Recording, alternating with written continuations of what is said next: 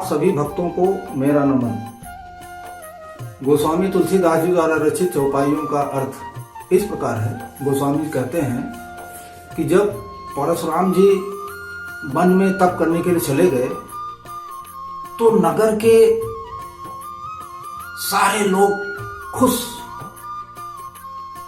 चारों तरफ बाजे बजने लगे। वहां की स्त्रियां जो हैं खुश होके झुंड का झुंड बना के गीत गाने लगे। जनक जी इतना प्रसन्न हो गए, इतना खुश हो गए कि जैसे कोई कहीं से खजाना मिल गया। सीता जी इतना प्रसन्न थी, इतना खुश थी कि जैसे उदय होते चंद्रमा को चकोर की कन्या देखती है, खुश हो जाती है, उसी तरह सीता जी खुश थी, प्रसन्न।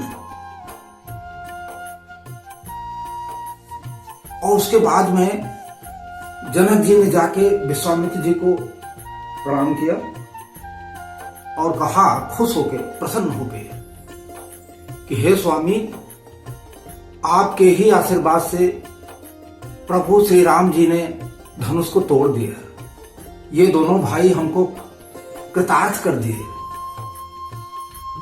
अब आगे जो उचित हो उसको बताइए, उसको कहिए, उसी तरह हम सारे काम को करेंगे।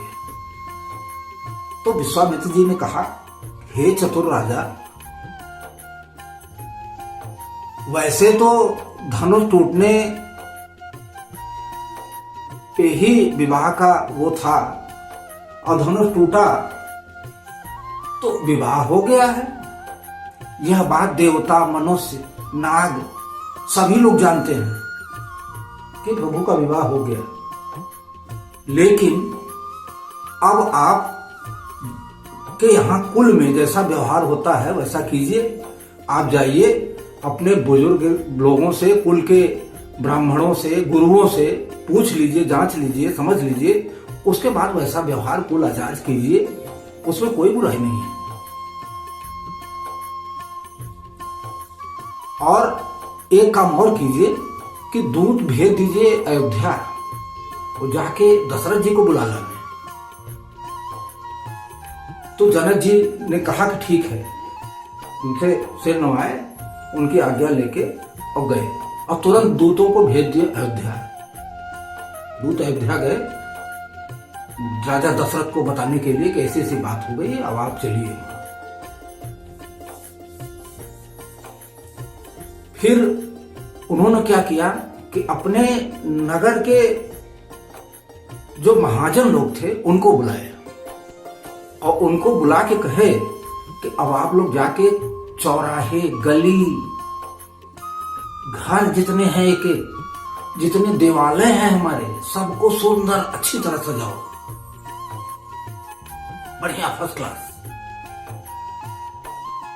तो वो लोग जो है महाजन लोग राजा को प्रणाम करके और गए अपने अपने काम को करने लगे। फिर राजा ने नौकरों को बुलाया, नौकरों को बुला के कहे कि अब आप लोग जाइए और सुंदर विचित्र सुंदर सा मंडप बनवाइए। नौकर लोग राजा को सिर झुका के और गए तो चतुर कारीगरों को ढूंढे जो कि कुशल, मंडप बनाने में कुशलता थी उनकी। उनको बुलाए, बुलाने के बाद में बताया कि आप लोग मंडप का निर्माण कीजिए।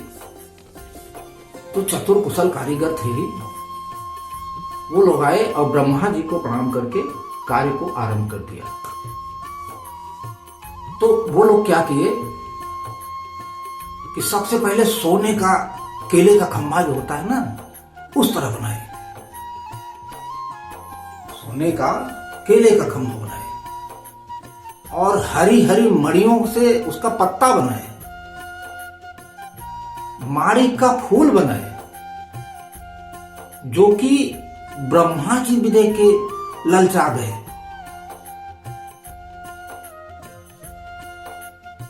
हीरे और मणियों से जो है बांस जैसे होता है ना, हरा हरा बांस, बांस को बनाए, बढ़िया सीधा और गांठ युक्त बांस बनाए, जो कि पहचाना नहीं जा सकता था।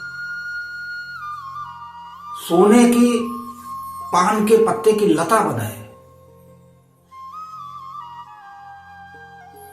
ऐसा था कि पहचान भी नहीं सकते थे कि सोने का है या पान का नहीं है। उसी में से, उसी लता में से निकाल के रस्सियां बनाए। रस्सियों में हीरे मोती जवाहरात जो है वो सब जो है नड़ नड़ के झालरों की तरह लगा दिए। हीरा, पन्ना और माड़ी, इस तीनों को मिला के कई रंगों के कमल बनाए। सफेद, हरा, लाल, फिरोजी रंग के कमल बनाए और उसमें से डोरियों से ऐसे निकाले थे, ऐसे झालर बना दिए थे। केले के खंभे में देवताओं की मूर्ति बना दी जो कि मंगल द्रव्य लिए खड़ी थी। और झालरों में जो है वो पक्षियों का वो बना दिए पन्ने से, जो कि हवा के समान इसे लटक रही थी, चहचहा रहे थे। ऐसा मंडप तो कहीं किसी ने देखा नहीं होगा। नीलमणि को जो है पिरो के आम की पत्ती बना दी। सोने को उसमें बौर लगा दिए और उसमें पन्ने के जो है फल जैसे सुशोभित हो रहा है। इतना अच्छा बना दिए कि फल जैसे सुशोभित हो रहा है कि जो भव्य मंडप सजा था वो बड़ा निराला था। ऐसे बंधनवार बनाए गए थे, ऐसे बंदरवान बने थे जो कि कामदेव अपने हाथों से ऐसा लगता है बनाए थे। सुंदर कलश,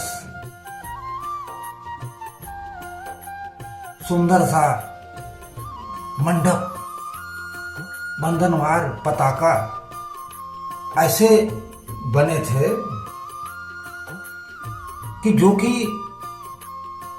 जगत में या विश्व में या कहीं भी कोई मंडप ही नहीं बना था।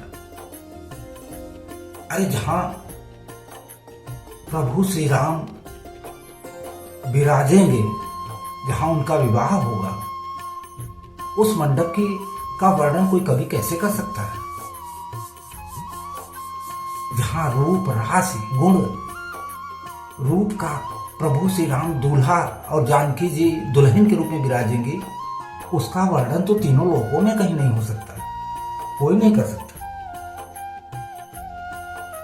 जैसा जनक जी का घर सजा था वैसे जनकपुर वासी के पूरे सबके घर इसी तरह सजे थे, सुंदर, चमचमाते हुए, लहलहाते हुए। इसका वर्णन कोई कभी नहीं कर सकता। इसका वर्णन जो है कोई कभी नहीं कर सकता।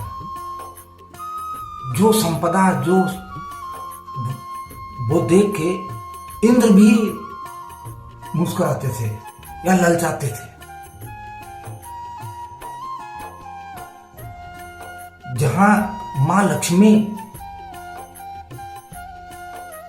इस तरह का रूप धारण करके आई हूं, उसकी गाथा तो मां सरस्वती और शेष जी भी नहीं गा सकते। मतलब बहुत ही सुंदर, तीनों लोकों 14 भुवन में वहां के नर नारी जब देखे तो कहे कि ये तो तीनों भुवन 14, तीनों लोक और 14 भुवन भी इसके आगे तुच्छ है। ऐसा मंडप सजा था, सुंदर बिल्कुल। इसके बाद जो दूत वहां से चले थे जनकपुर से, वो श्री रामचंद्र जी के पवित्र अयोध्या में पहुंच गए। और जब पहुंचे वो लोग तो राजद्वार पे जो है खबर दिए राजा दशरथ को, तो राजा दशरथ ने तुरंत उनको बुलवा लिया। दूत जाके उनको प्रणाम किए। प्रणाम करने के बाद में उनको चिट्ठी दी और राजा तुरंत उठ के चिट्ठी लिए, खड़े हो गए और इतना विह्वल थे, इतना उनका मन विह्वल था, शरीर पुलकित था। नेत्रों में जल भर आए थे कि वो कुछ किसी लायक करने लायक नहीं थे। बेहबल प्रसन्नचित्त, मानो उनका कोई बहुत बड़ा वो मिल गया। तो धीरज रख के चिट्ठी को पढ़े। पढ़ने के बाद में उनका शरीर बिल्कुल शिथिल हो गया, प्रेम के आनंद में भर गए। कुछ खाटी मीठी कुछ नहीं कह पाए। राजा दशरथ जो है कुछ खाटी मीठी नहीं कह पाए। और जो है भरत अपने मित्रों के साथ में और भाई शत्रुघ्न के साथ में जहाँ खेलते थे, वहां जब उनको खबर मिली तो वो भी दौड़ते हुए आए। दौड़ते हुए आए तो कहे कि पिताजी, कहाँ से चिट्ठी आई है? मेरे दोनों प्राणों से प्यारे दोनों भाई कुशल तो हैं, किस देश में है? अब राजा जब इस तरह प्रेम की सनी हुई बातें सुने तो उनको और उनका मन विहोल हो गया और गदगद हो गए। तो दोबारा फिर से चिट्ठी पढ़ के सुनाए तो भरत जी और शत्रुघ्न जी भी एकदम से गदगद हो गए सुन के, देख के। तो राजा ने जो है दूतों के पास जाके बैठ गए। तो पूछे कि भैया, तुमने तो देखा होगा ना उनको, दोनों राजकुमारों को, एक श्यामले हैं, गोरे हैं। आप अगर उनको जानते हो तो उनके स्वभाव के बारे में बताओ जरा हमको।